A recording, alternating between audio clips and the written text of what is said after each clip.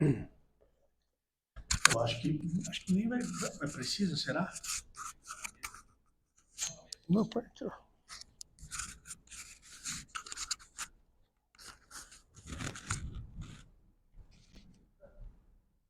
Isso é trovão?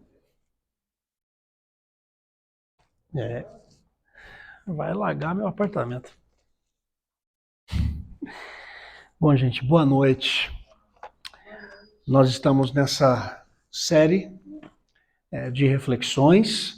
Põe mais para o lado aqui, Bruno. Tá tranquilo? Igreja Personnalité, uma crítica à cultura do consumo.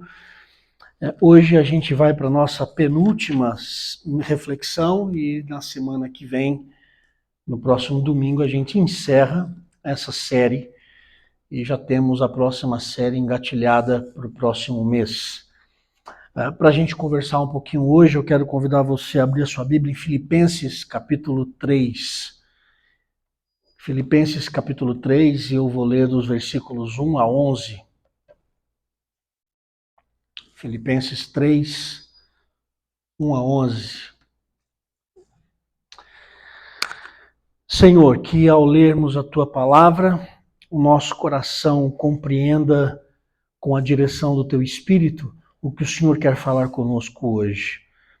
Tem misericórdia de nós, em Teu nome eu oro e agradeço. Amém.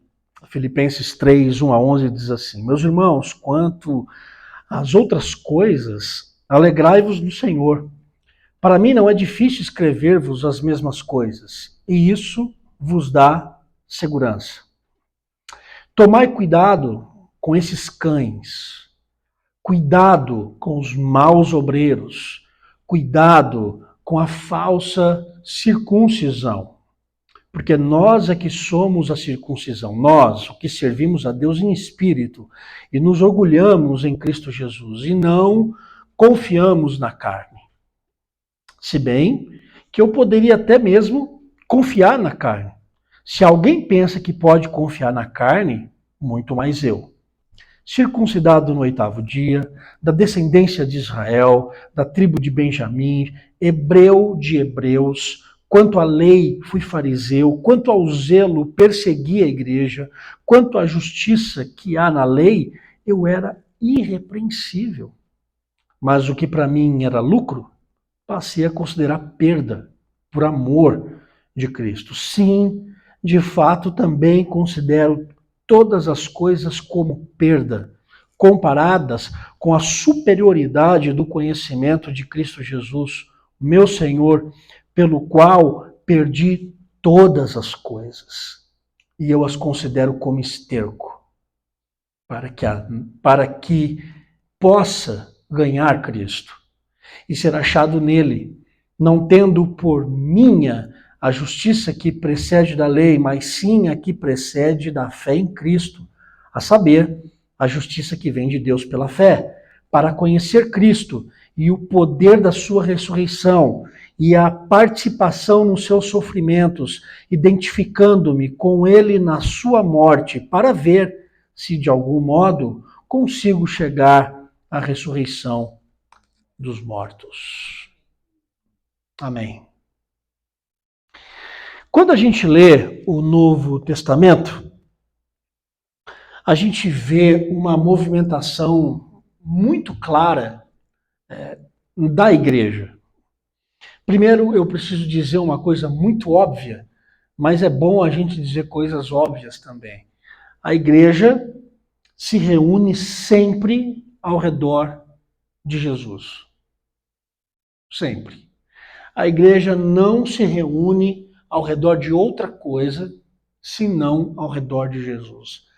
A igreja que se reúne, que pretende se reunir com outros pilares que não seja Jesus, ela vai ruir, ela vai se vender. O pilar principal da igreja é Jesus.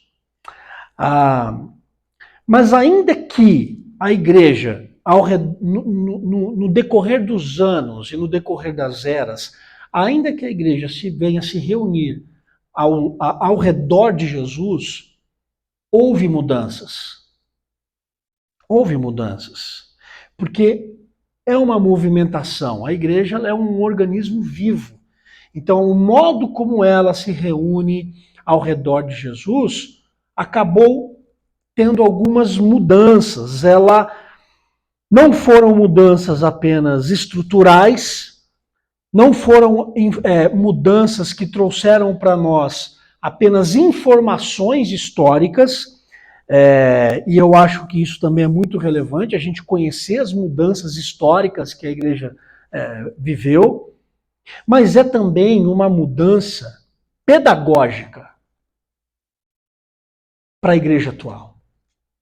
As mudanças que a igreja enfrentou foram mudanças pedagógicas para nós hoje. Eu quero aqui, ainda de modo introdutório, destacar aqui 4 movimentos que eu vejo na igreja a partir do Novo Testamento. Primeiro movimento, você vê a Igreja de Jesus.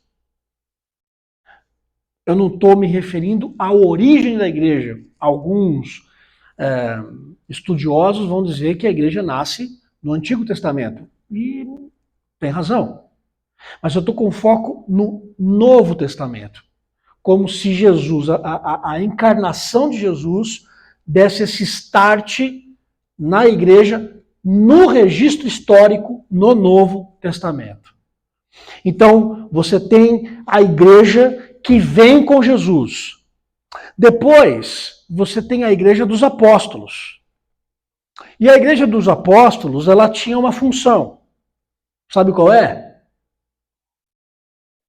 Aqui muitas igrejas têm dificuldade.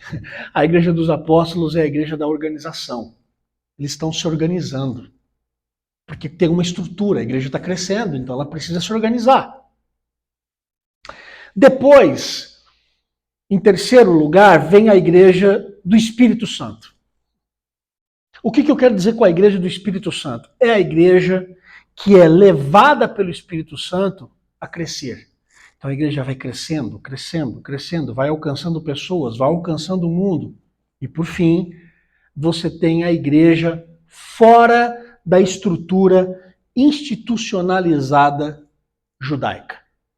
Porque com o crescimento da igreja e com a conversão do Saulo, o movimento da igreja muda. A igreja começa a alcançar os gentios, começa a alcançar as pessoas que não eram mais judeus, eram outros povos. E quando a gente olha para as cartas apostólicas, o que a gente encontra nas cartas apostólicas? A gente encontra a orientação dos apóstolos tentando organizar a igreja de Cristo. É isso que eles fazem. As igrejas têm problema, independentemente das eras, ela tem problema, sempre teve, e os apóstolos escrevem as cartas para poder organizar e para poder instruir as igrejas. É o que os líderes das igrejas hoje tentam fazer. Pregam, ensinam, aconselham, caminham perto para poder tentar resolver os problemas da igreja.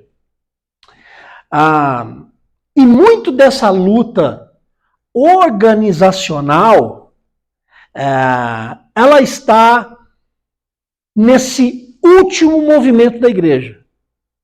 Nós hoje continuamos a enfrentar esse problema que eu mencionei aqui como sendo o último movimento da igreja. A igreja fora da estrutura institucionalizada. Como é difícil para a gente ser uma igreja fora da estrutura institucionalizada. Porque a gente não consegue pensar a igreja fora de uma estrutura institucionalizada. A gente não consegue pensar a igreja fora disso. A gente precisa estar vinculado a uma estrutura. A gente precisa estar vinculado a uma instituição. Porque isso nos dá uma certa compreensão palpável de que nós somos uma igreja minimamente organizada. Mas eu preciso dizer que o Evangelho não é o cumprimento e o Evangelho não é a submissão a estruturas institucionalizadas. Às vezes, nós santificamos estruturas. Às vezes, nós santificamos a instituição. E a gente faz um anexo dessas estruturas, da instituição denominacional, a gente faz um anexo ao Evangelho. A gente tem um Evangelho e a gente tem o anexo 1, que é a estrutura. E a gente tem o anexo 2, que é a nossa denominação. Outras vezes, a gente está vinculado a uma estrutura, a uma denominação, mas a nossa cabeça compreende a estrutura, compreende a denominação, e a gente diz assim, bom, a estrutura pode me apontar para o Evangelho, mas a estrutura não é o Evangelho. A instituição não é o Evangelho. Você não pode dizer que uma denominação é o Evangelho. Você não pode dizer que a estrutura eclesiástica é o Evangelho. Isso não é Evangelho. O Evangelho é outra coisa. A estrutura pode apontar para o Evangelho. Uma denominação fiel à palavra de Deus pode apontar para o Evangelho. Mas sabe qual é o nosso problema? A gente trata tanto a estrutura quanto a denominação do mesmo jeito que nós tratamos o Evangelho.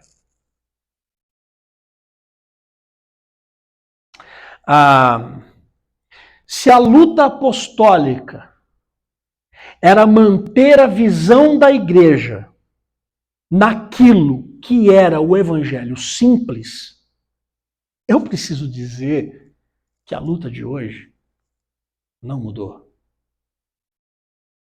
O que a gente encontra hoje, a única diferença da igreja hoje para a igreja neotestamentária lá no início, são só os contornos, são só os assuntos.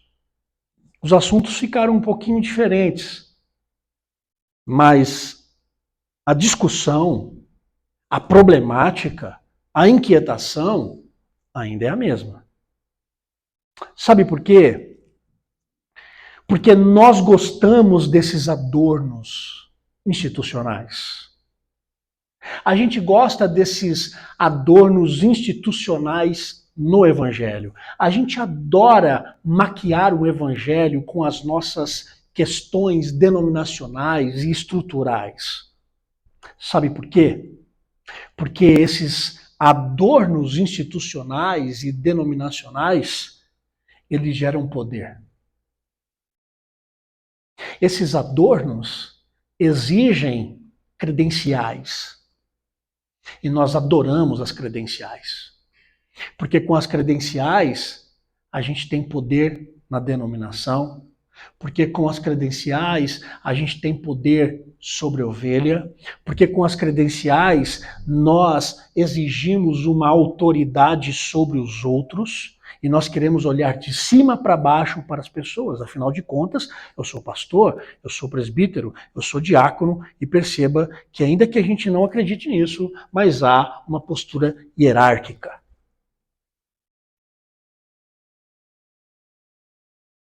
A gente gosta, porque se eu sou o líder do ministério do púlpito da Encontro, e você não faz nada aqui, bem, eu preciso dizer que a minha credencial é essa. Eu arrumo o púlpito. Eu coloco a água na xícara. E se você não faz nada, você está ainda inferior a mim. A gente não diz, mas a gente age assim. Nós gostamos das credenciais. E a gente apresenta as nossas credenciais em nome do Evangelho às pessoas.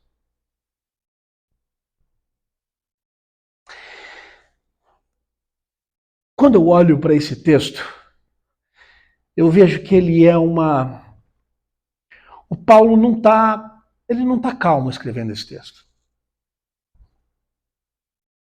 Ele está muito bravo. Ele está, como diz hoje no nosso tempo, né? Ele está emocional. Ele está bem emocional. E a gente consegue perceber alguns sinais da braveza do apóstolo. Tem um aqui que, se a gente pegar a moda, vai escandalizar. Eu vou chegar lá. Mas ele começa o texto no versículo 3 falando sobre cuidado.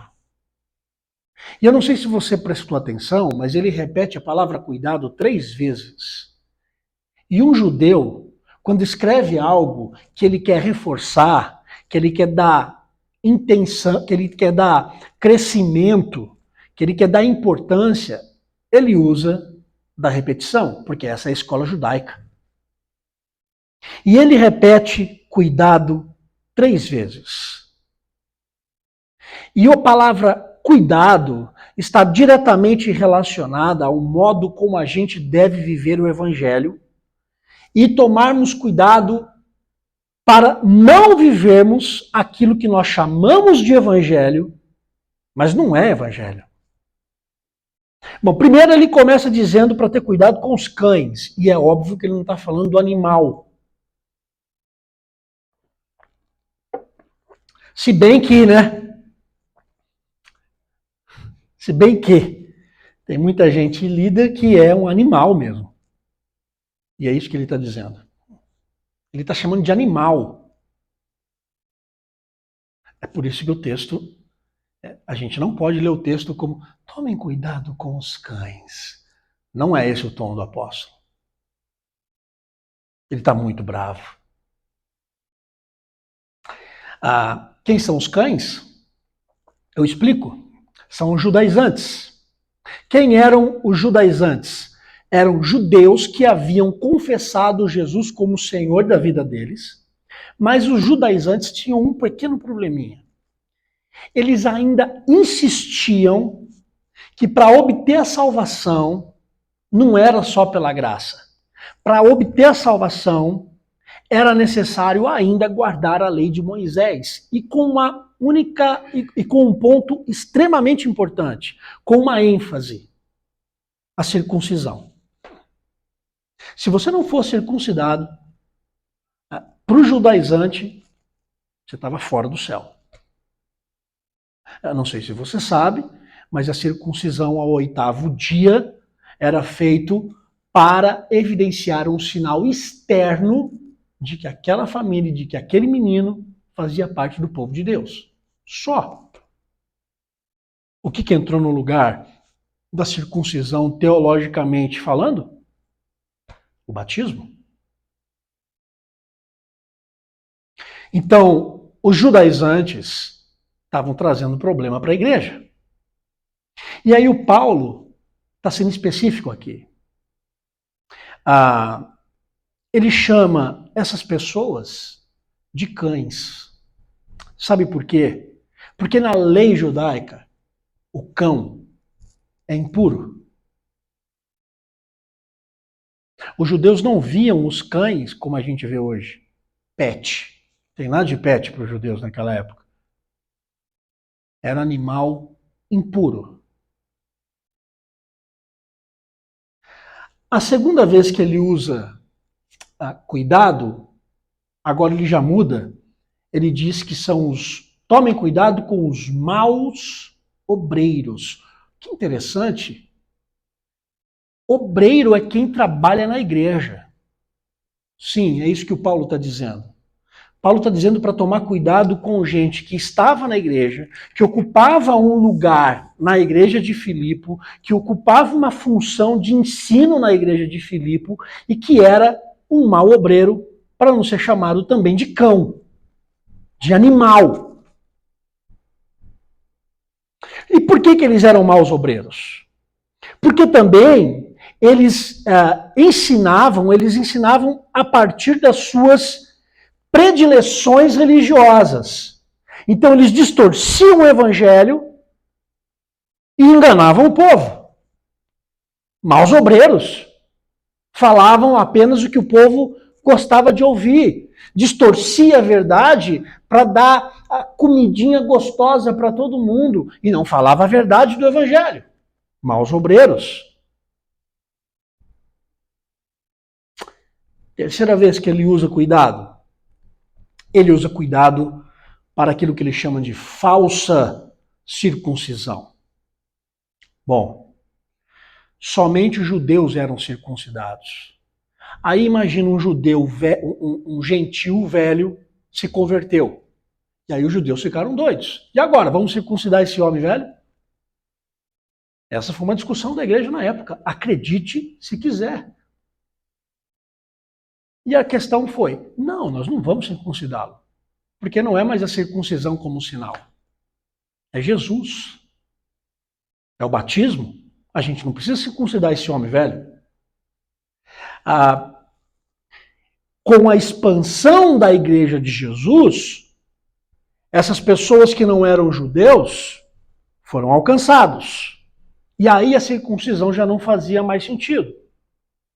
A circuncisão era apenas uma lei mosaica. E ficou para trás. Interessante porque o Paulo chama de falsa circuncisão. Por quê? Porque agora a verdadeira circuncisão era no coração, não era na carne, não é mais no prepúcio, é no coração. Sabe o que o Paulo está chamando então aqui de falsa circuncisão? De gente que queria fazer a circuncisão para viver o evangelho, não sendo judeu. Mutilação. A palavra grega aqui é a mesma para mutilação.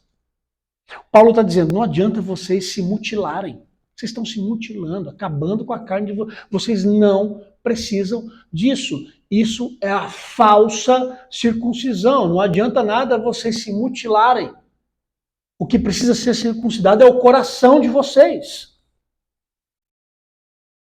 E aí o que eu acho interessante é que no versículo 3 o Paulo faz uma afirmação muito forte. Ele diz, nós somos a circuncisão. Uau! Nós quem? Ele diz, os que servem a Deus em dois aspectos. Em espírito e os que se orgulham em Cristo e não da carne. Então aqui o Paulo está batendo já.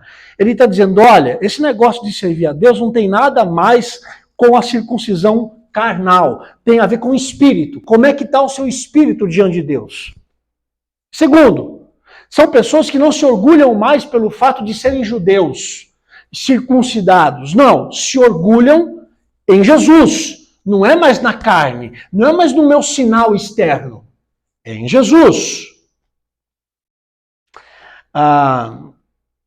E quando ele chega no versículo 4, parece que ele fica ainda mais indignado.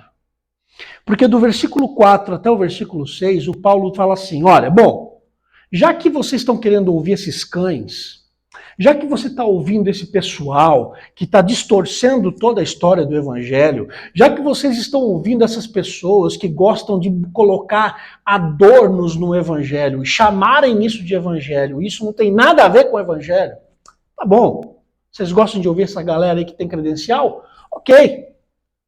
Minha credencial está aqui em cima da mesa. Vocês querem saber quem eu sou? Vocês querem minha credencial? Eu vou dar. E aí do versículo 4 até o versículo 6, o Paulo vomita a credencial dele. Fala, é para confiar na carne? Então vamos lá. Vou mostrar para vocês quem eu sou. Ele fala, eu sou circuncidado ao 8º dia, sou da descendência de Israel, da tribo de Benjamim, hebreu de hebreus. Quanto à lei, eu fui fariseu, eu fui tão zeloso que persegui a igreja. E vai falando. E vai falando quem ele era. E vai falando. E sabe por que ele faz isso? Para se comparar a esses maus obreiros que estavam na igreja.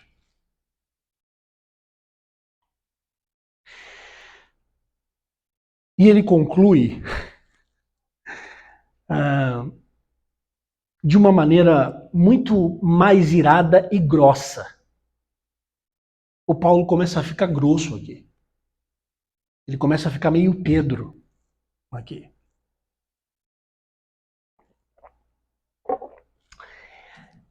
No versículo 7, ele fala assim: pois é, tudo isso aí que vocês consideram importante e que eu era mega power em tudo isso era lucro. Mas agora em Jesus, eu passei a considerar perda.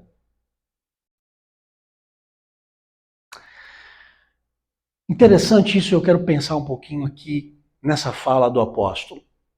Eu achava que aquilo que era lucro, na verdade não era lucro, era perda. É manter o foco naquilo que são os aparatos. A gente considera às vezes lucro valorizando os aparatos que a gente coloca no Evangelho. A gente considera como lucro esses adornos, porque eles, de fato, vão nos dar lucro. Quando a gente enfeita o Evangelho, isso vai nos dar lucro. Lucro financeiro. Lucro do reconhecimento. Lucro numérico. Alguém brinca comigo e fala: ô Vila, a galera não vai na igreja, sabe por quê? Porque você fica pregando Evangelho. Distorce um pouquinho, bota uma maquiagem aí, você vai ver que vai lotar de galera aqui.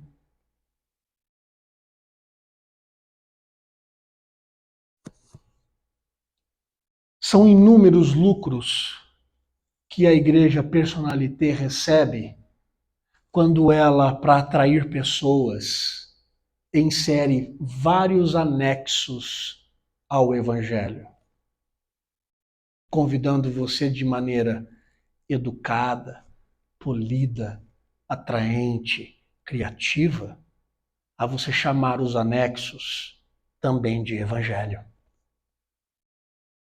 Isso vai gerar muito lucro.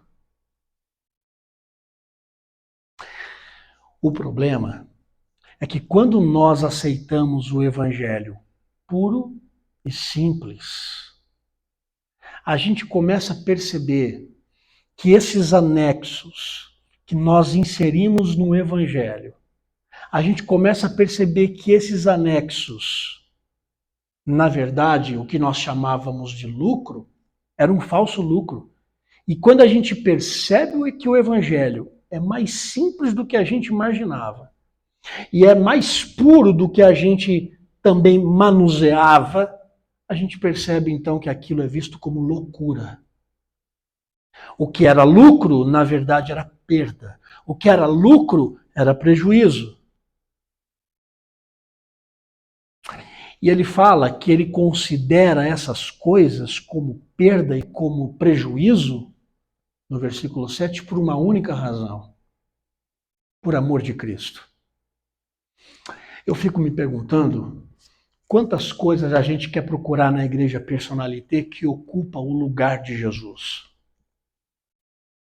Porque na igreja Personalité, na verdade, como eu já falei outras vezes, a gente quer consumir. A gente quer ser servido.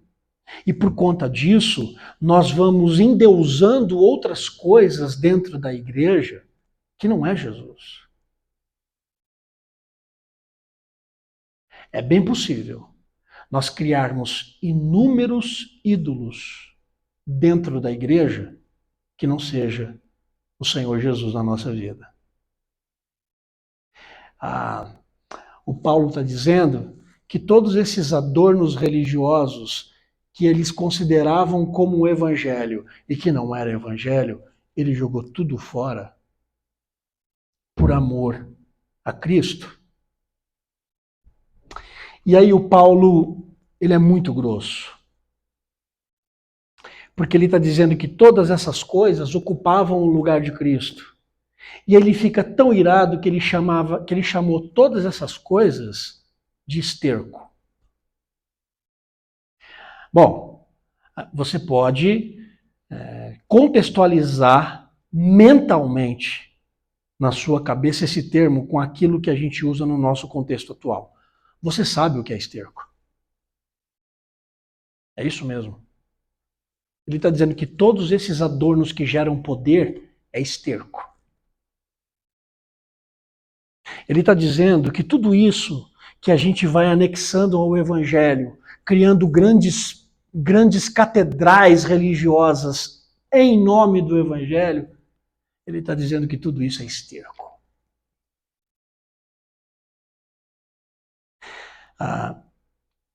O que a igreja personalité valoriza e o que as pessoas buscam em igrejas com o conceito personalité, que são essas coisas, não, a gente quer ministério grande.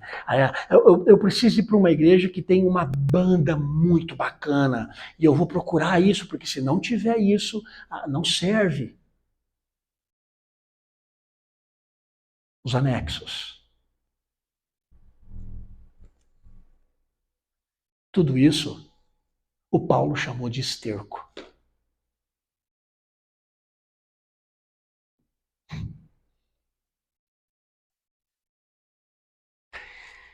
Talvez seja por isso que existem muitos cristãos no mundo que não influenciam o meio em que vivem. Porque vivem comendo esterco. E estão viciados em estercos. Estercos que saem das bocas dos maus obreiros, dos cães, que nos enganam e que chamam de evangelho o que não é evangelho.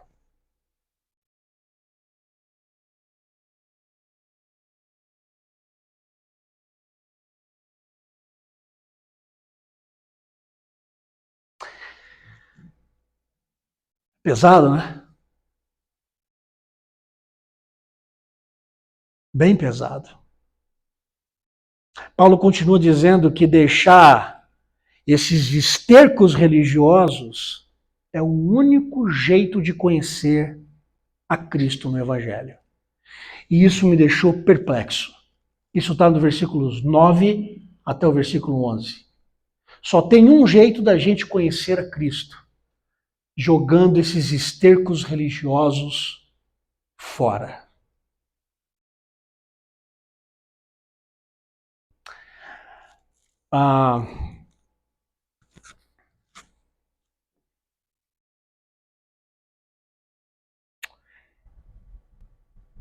Nesse processo de conhecer a Cristo, por aquilo que o Paulo está dizendo, ele usa uma expressão que chama a minha atenção. Ele diz no versículo 10, eu quero participar dos sofrimentos de Cristo, identificando-me com ele na sua morte. Você entendeu o que eu li?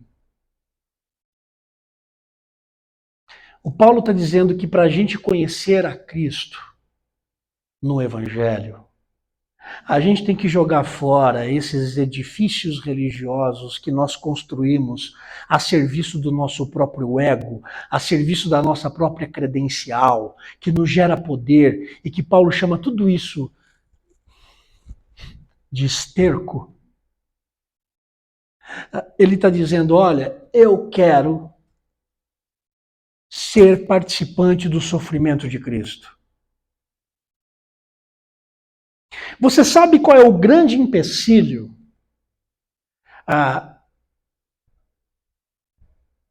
que a gente pode encontrar? Você sabe qual é a grande luta que a igreja personalité enfrenta para manter os seus membros dentro dela?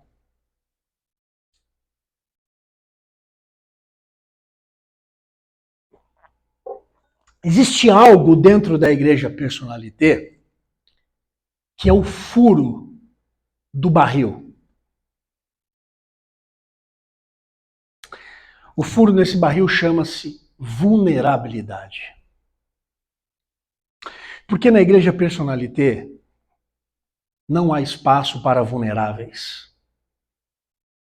Numa igreja personalité não há espaço para confessar a imundície da nossa alma para as pessoas.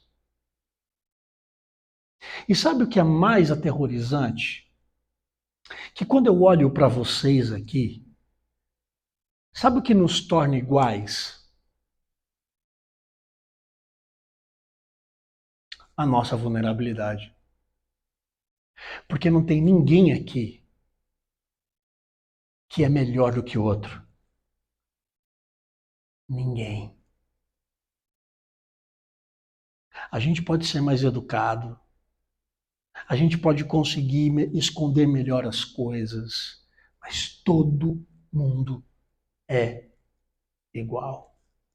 E se você ainda não entendeu isso, é bem provável que você vá buscar uma igreja personalité, porque a teologia da multidão vai lhe fazer mais sentido.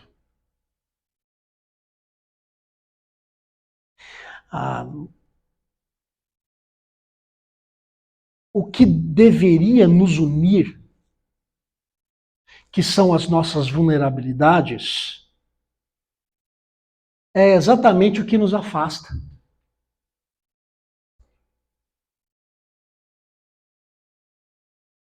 O que deveria nos unir, que são as nossas limitações, as nossas fragilidades, acaba sendo exatamente a razão pela qual a gente se afasta de pessoas da igreja.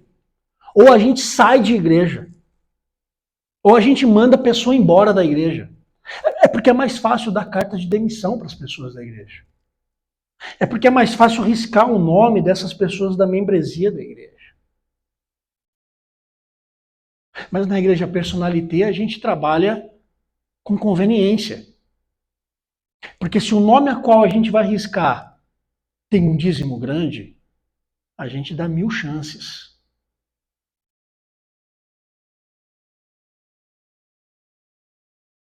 Mas se a pessoa a quem a gente quer riscar o nome não contribui financeiramente, não assume, não, então a gente risca sem problema algum.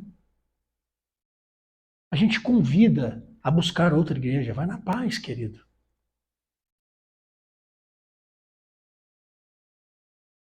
Porque na igreja personalité todo mundo é belo na sua vida. Na igreja personalité é impossível você evidenciar uma fé que tem arranhões. Porque na igreja personalité não há espaço para demonstrar que a sua fé pode ter desmoronado há muito tempo. E aí, quando alguém é corajoso o suficiente para assumir a sua vulnerabilidade, quando alguém se revela como vulnerável ou evidencia a vulnerabilidade de alguém, as pessoas na igreja personalité não gostam. Sabe por quê? Porque eles gostam da maquiagem, porque eles gostam dos adornos. Participar dos sofrimentos de Cristo, não faz sentido. Faz sentido a continuação. Eu quero chegar à ressurreição. Só que há um caminho, irmão. Não há ressurreição sem morte.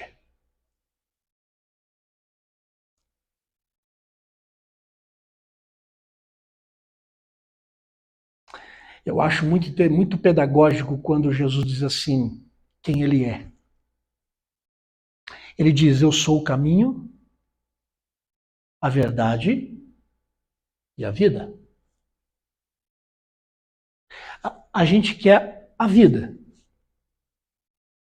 sem estar no caminho. A gente quer a vida, sem estar no caminho, vivendo na verdade. A gente quer a vida. Só que para você chegar na vida, você tem que estar no caminho. Para você andar no caminho, você tem que viver na verdade. Para no fim você receber a vida. Eu gosto desse processo pedagógico de Jesus. Primeiro é o caminho, depois é a verdade e depois é a vida. Ninguém chega ao Pai senão por mim.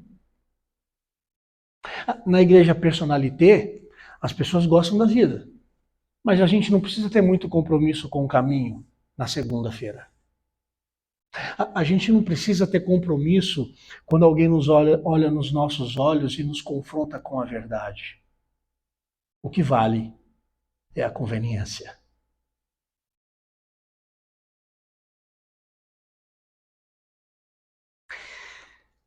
O Paulo chama tudo isso de esterco. E para não escandalizar vocês, eu não vou usar, obviamente, a palavra que você sabe a que eu estou pensando, porque esterco você sabe o que significa. Mas foi o que o Paulo fez.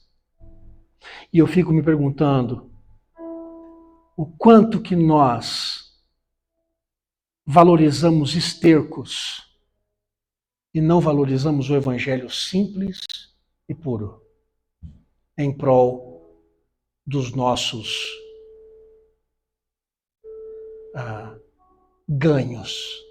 Porque nós achamos que esses estercos irão nos dar ganhos. Mas isso é só prejuízo. A minha oração é para que nós não sejamos uma igreja Personalité e que nós não estejamos infectados pelo discurso dos cães, dos maus obreiros, dessa falsa circuncisão, mutilando o nosso corpo e a nossa alma com coisas que não são do Evangelho. Aliás, o Evangelho não nos mutila, ele nos salva.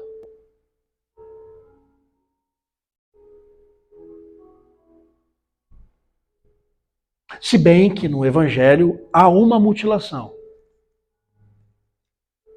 Há uma mutilação. Se o teu olho te faz tropeçar, arranca-o. Mas não é uma mutilação de si para si. É uma mutilação que afeta você em relação ao outro, porque isso é o Evangelho. Nada é de você para você. Trata-se de você para o outro. Sempre. A minha oração é para que a gente descubra o Evangelho simples. E que esses anexos que a gente vai construindo ao redor do Evangelho, que nós possamos chamá-los de esterco. Porque é isso que eles são. Vamos ficar em pé e vamos orar.